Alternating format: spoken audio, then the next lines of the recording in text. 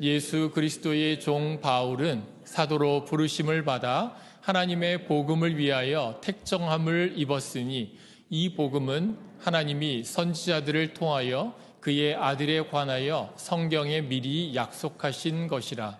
그의 아들에 관하여 말하면 육신으로는 다윗의 혈통에서 나셨고 성결의 영으로는 죽은 자들 가운데서 부활하사 능력으로 하나님의 아들로 선포되셨으니 곧 우리 주 예수 그리스도시니라. 그로 말미암아 우리가 은혜와 사도의 직분을 받아 그의 이름을 위하여 모든 이방인 중에서 믿어 순종하게 하나니 너희도 그들 중에서 예수 그리스도의 것으로 부르심을 받은 자니라. 로마에 있어 하나님의 사랑하심을 받고 성도로 부르심을 받은 모든 자에게 하나님 우리 아버지와 주 예수 그리스도로부터 은혜와 평강이 있기를 원하노라. 먼저 내가 예수 그리스도로 말미암아 너희 모든 사람에 관하여 내 하나님께 감사함은 너희 믿음이 온 세상에 전파됨이로다. 내가 그의 아들의 복음 안에서 내 심령으로 섬기는 하나님이 나의 증인이 되시거니와 항상 내 기도에 쉬지 않고 너희를 말하며 어떻게 하든지 이제 하나님의 뜻 안에서 너희에게로 나아갈 좋은 길 얻기를 구하노라. 내가 너희 보기를 간절히 원하는 것은 어떤 신령한 은사를 너희에게 나누어 주어 너희를 견고하게 하려 함이니 이는 곧 내가 너희 가운데서 너희와 나의 믿음으로 말미암아 피차 안위함을 얻으려 함이라. 형제들아, 내가 여러 번 너희에게 가고자 한 것을 너희가 모르기를 원하지 아니하노니 이는 너희 중에서도 다른 이방인 중에서와 같이 열매를 맺게 하려 함이로되 지금까지 길이 막혔도다. 헬라인이나 야만인이나 지혜 있는 자나 어리석은 자에게 다 내가 빚진 자라. 그러므로 나는 할 수 있는 대로 로마에 있는 너희에게도 복음 전하기를 원하노라. 내가 복음을 부끄러워하지 아니하노니 이 복음은 모든 믿는 자에게 구원을 주시는 하나님의 능력이 됨이라. 먼저는 유대인에게요 그리고 헬라인에게로다. 복음에는 하나님의 의가 나타나서 믿음으로 믿음에 이르게 하나니 기록한 바 오직 의인은 믿음으로 말미암아 살리라 함과 같으니라. 아멘. 귀한 말씀을 같이 읽었습니다. 우리 로마서는 사도 바울이 3차 전도 여행을 끝나갈 때쯤 고린도에서 기록한 것으로 저희가 생각합니다. 대략 기원 후 57년경으로 추정하고 있는데요. 로마 교회는 여러분 잘 아시는 것처럼 사도 바울이 세운 교회가 아닙니다. 다른 사도들이 세운 것도 아니고요.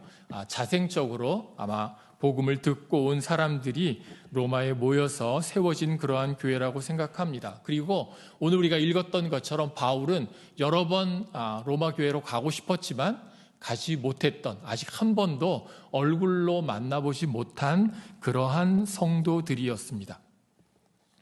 로마서 15장 22절에도 보면은요, 여러 번 너희에게 가려고 했던 것 막혔다라고 얘기를 하고 있죠. 가지 못했다. 그리고 이제 사도 바울이 로마서를 쓰면서 거기 고린도에 머물러 있으면서 내가 앞으로 이런 계획이 있다라고 15장 25절 28절에 얘기하는데요.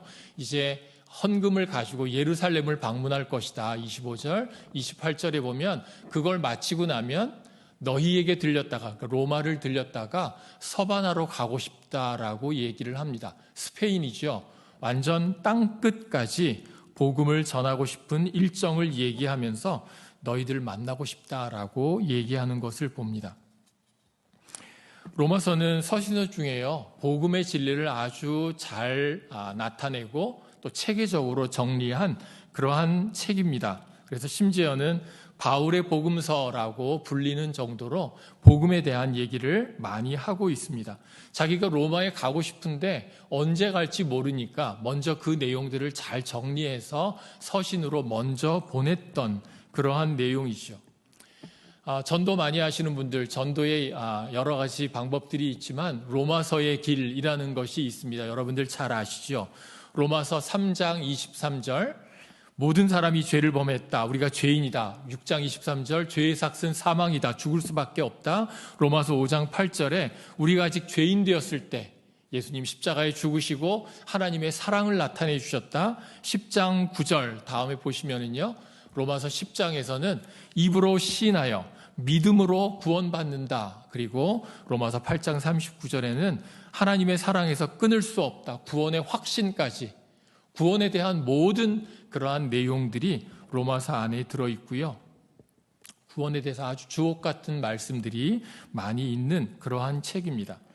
역사적으로는 어거스틴이나 마틴 루터나 존 웨슬리 등이 로마서를 통해서 회심의 경험을 하기도 했던 아주 귀한 복음서이고 수많은 사람들이 하나님의 구원을 깨닫게 되는 그러한 귀한 복음의 책입니다.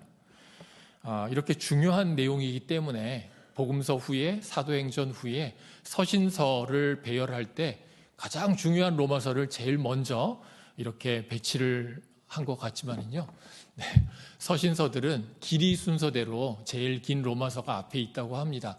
그렇지만은 어쨌든 로마서가 가장 앞에 있어서 복음의 진리를 잘 나타낼 수 있다는 게 얼마나 감사한지 모릅니다. 로마서는 다른 바울의 서신들처럼 그 당시에 헬라 서신의 그 전형적인 양식을 따라서 시작하고 있습니다. 누가 누구에게 또 인사말을 하고 감사 인사를 전하는 그러한 내용인데요. 여기 그 전형적인 서신의 그 형식에 따라서 1절에 보면 바울은 하면서 발신인 누가 이 서신을 보낸다. 그리고 7절에 보면 로마에 있는 성도들 수신인을 얘기하고 있죠.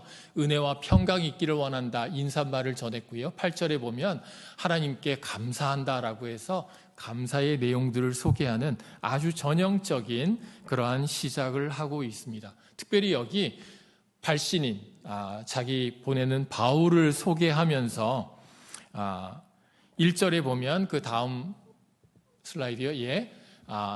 예수 그리스도의 종인 바울이다. 그리고 바울은 사도로 부르심을 받았다. 그리고 이 복음을 위해서 택정함을 받은 하나님께서 특별히 구별한 그러한 사람이다라고 자기 발신인을 소개합니다. 그러면서 복음을 위해 택정함을 입었다. 그럼 복음이 뭐냐? 2절 복음은 하나님이 구약에 이미 그 아들에 대해서 미리 약속하신 그러한 것이다. 그럼 아들은 하고 3절에 보면 아들은 육신으로 다윗의 혈통에서 태어나신 분이고 4절 부활하셔서 하나님의 아들로 선포되신 바로 우리 주 예수 그리스도다라고 소개를 해주고 있죠. 발신인을 소개하면서 자기가 전하는 이 복음에 대해서 아주 잘 설명을 해놓고 있습니다. 결국 복음의 핵심은 예수 그리스도다라는 그러한 얘기를 해주고 있죠. 8절에 감사의 내용을 소개하면서도요. 감사의 내용, 너희의 믿음이 온 세상에 전파되었다. 사실 어떤 사도가 세운 것도 아니고요. 사도 바울이 세운 것도 아니고 자생적으로 세워진 교회이지요. 그리고 로마 제국의 수도인 로마에 세워진 교회인데 로마는 정치적으로도 여러 가지 복잡했고 다양한 그 우상들이 가득했던 그러한 곳입니다. 그곳에서 이 미약한 교회가 잘 성장해서 복음의 소문을 내었다. 그래서 너무나 감사하다라고 얘기를 하고 있죠.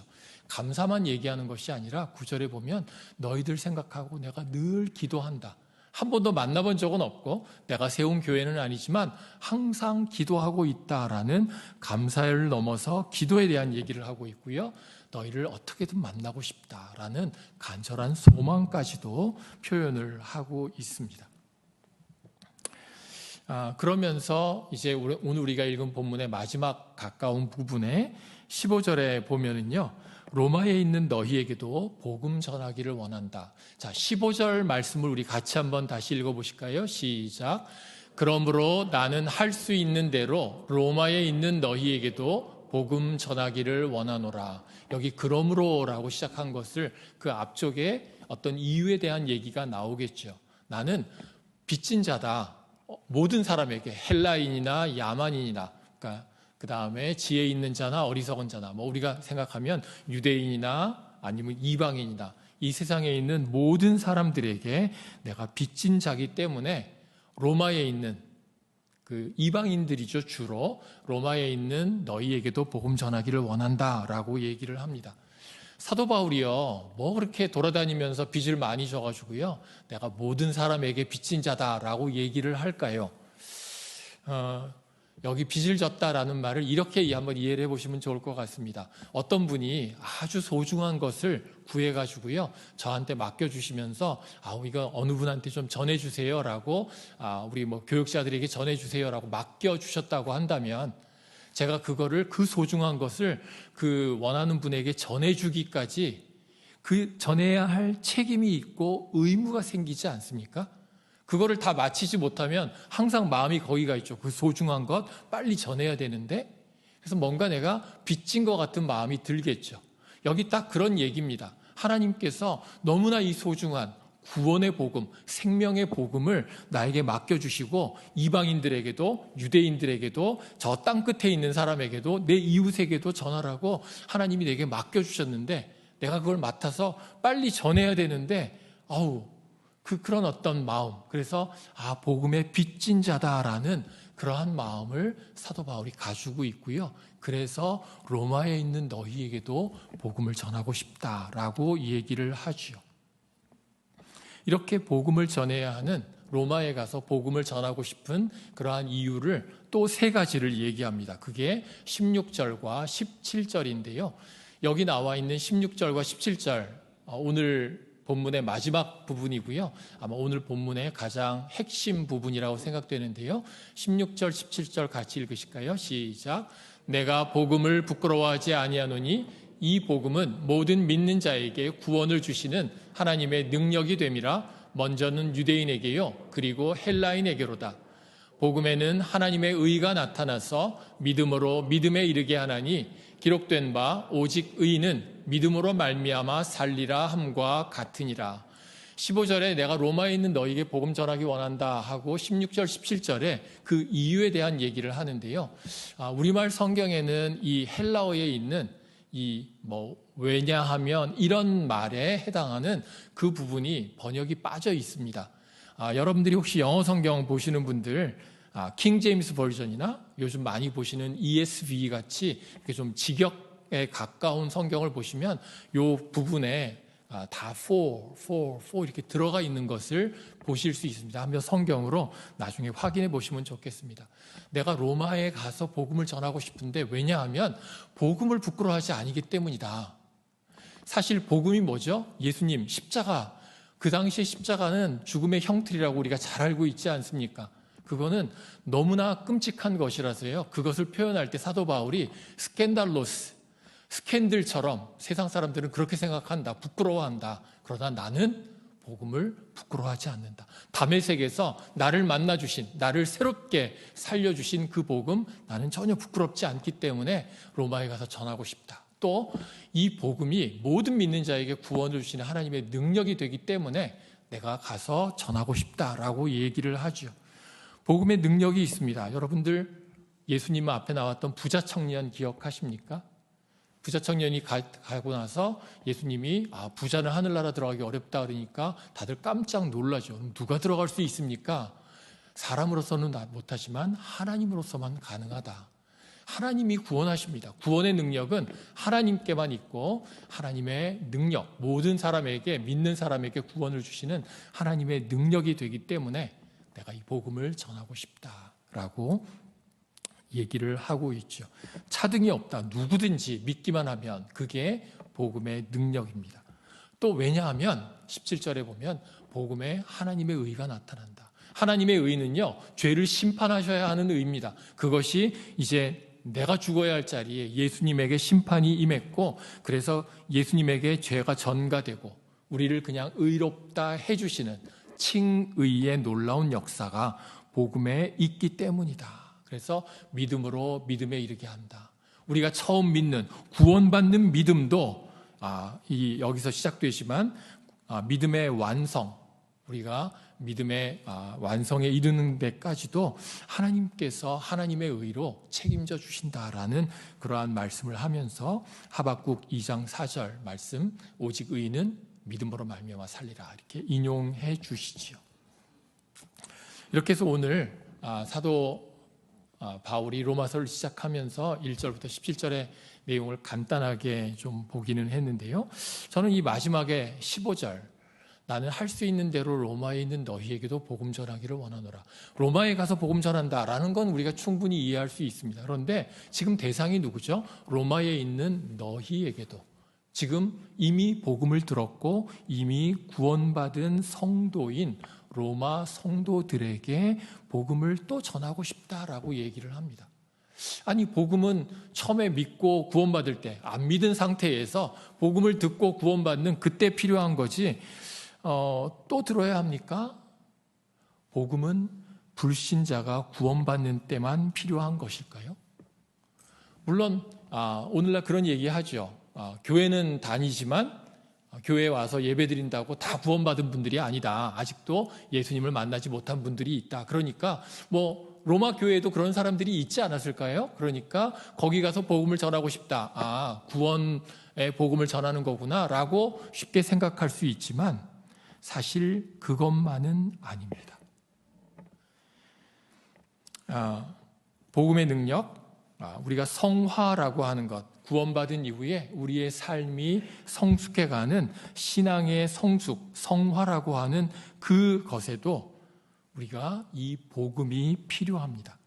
우리가 복음의 기초 위에서 복음의 능력으로만 우리가 성숙해 갈 수 있고요, 성화해 갈 수 있습니다. 우리가 복음을 다시 들어야 하는 이유입니다.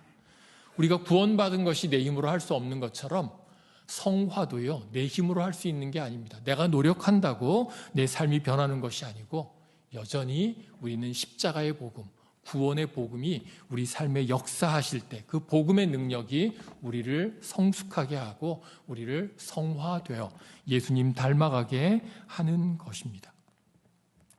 올바른 신앙의 기준도요, 역시 복음입니다. 그래서 우리가 복음을 늘 들어야 합니다. 우리가 하는 신앙생활은요, 착하게 살자가 아닙니다. 이거는 하나님의 뜻대로, 하나님의 말씀대로 살아가는, 십자가의 복음대로 살아가는 그러한 삶, 그것이 제자의 삶입니다. 그래서 날마다 복음을 듣고 복음대로 살아가야 한다는 것이죠. 우리가 부활주일 지나고 나서요, 한 달 넘도록 계속 우리가 예배 드릴 때마다 예수님 부활하셨습니다, 예수님 살아계십니다, 지금도 여기 우리 가운데 계십니다 라고 고백했던 것, 또 우리 목사님께서 강단에서 말씀이 선포될 때마다 복음이 선포되고 복음의 능력이 나타나기를 원한다라고 말씀하신 것, 바로 이런 것이 아닐까요? 물론 믿지 않는 사람들이 구원받는 복음이 전파돼야 됩니다. 그렇지만 우리 믿는 사람들도 복음으로 인해서 다시금 깨닫고 다시금 성화하고 하나님께 가까이 나아가는 그러한 모습이 이 복음의 선포를 통해 이루어져야 한다라는 것입니다. 저는 가끔 집사람에게 불평을 듣는 내용이 있는데요, 좀 사랑한다라는 얘기를 좀 해줬으면 좋겠는데 너무 안 한다, 그런 얘기를 많이 합니다. 우리 어렸을 때는 IQ 검사를 했거든요. 근데 요즘은 IQ가 아니라 EQ가 높아야 된다 그러더라고요.